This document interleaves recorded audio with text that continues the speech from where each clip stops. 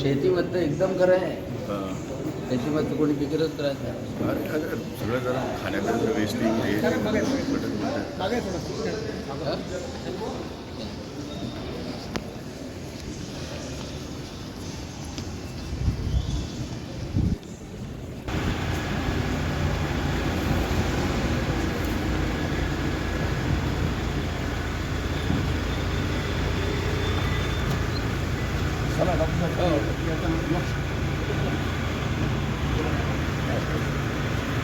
देवेंद्र फडणवीस यांचा आहे.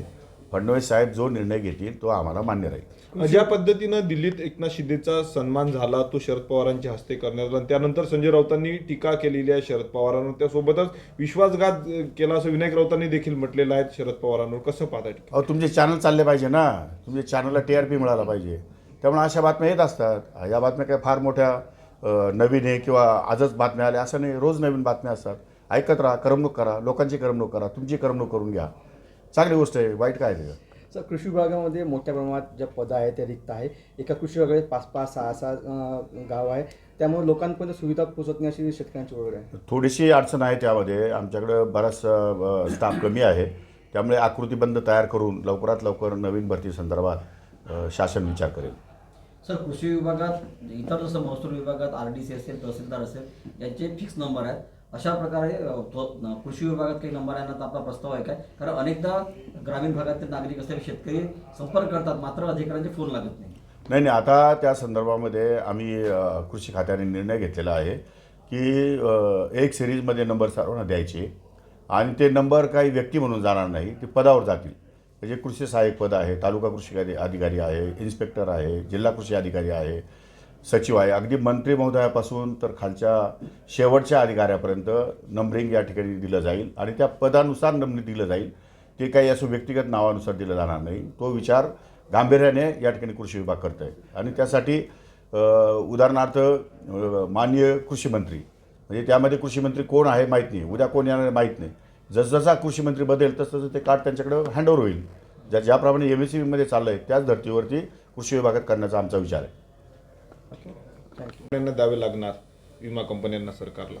हो ना, मग तेच सांगतोय मी की अनावश्यक सरकार या ठिकाणी जे पैसे खर्च करत आहे, ज्या त्यामध्ये शेतकऱ्यांना मिळत नाही आणि ज्या जो काही हे आहेत कंपन्या, त्या कंपन्याही लूटमार करतात आणि बाकी सगळेच माणसं त्यामध्ये गैरफायदे घेण्याचा प्रयत्न करतात.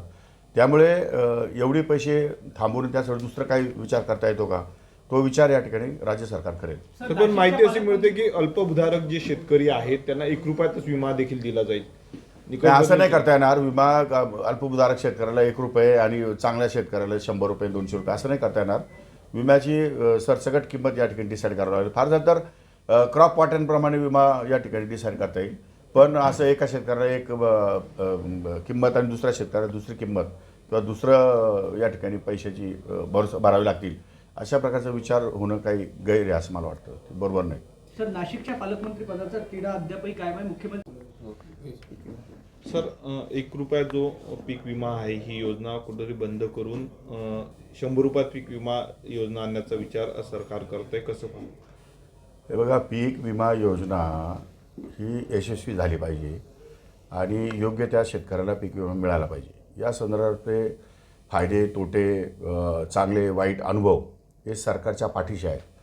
सरकारला पीक विमा बंद करायचा नाही, पण पीक विम्यामधले असलेले जे काही गैरप्रकार आहेत ते थांबवण्यासाठी काही निर्णय तर घ्यावे लागतील आणि काय निर्णय घ्यायचे या संदर्भात माननीय मुख्यमंत्री, माननीय दोन्ही उपमुख्यमंत्री यांच्याबरोबर बसून या ठिकाणी निर्णय होईल.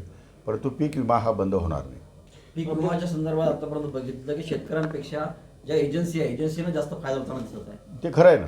म्हणजे शेतकऱ्यांना तसा विचार केला तर तुम्ही मला साधा कसं सांगा, भिकारीसुद्धा 1 रुपया घेत नाही हो, आणि आम्ही 1 रुपयावर विमा देतो गव्हर्नमेंट, त्याचा गैरफायदा लोकांनी घेण्याचा प्रयत्न केला आणि अशा प्रकारचे गैरप्रकार की बाकीच्या राज्याच्या लोकांनी ऑनलाईन अर्ज दाखल केले.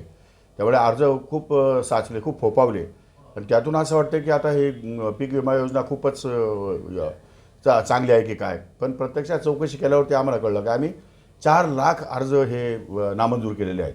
म्हणजे सरकार त्याच्यामध्ये कुठेही अडचणीत आलेलं नाही, पण अशा पद्धतीचे लोक अर्ज भरतात. कुठेतरी CSC केंद्रावाले हे सगळे उद्योग करत असावेत असं माझा अंदाज आहे. त्याची चौकशी सुरू आहे. त्याच्यावर काही लोकांना कारवाई करायला सांगितलेली आहे. पण याच्यात सुधारणा करणं आवश्यक आहे.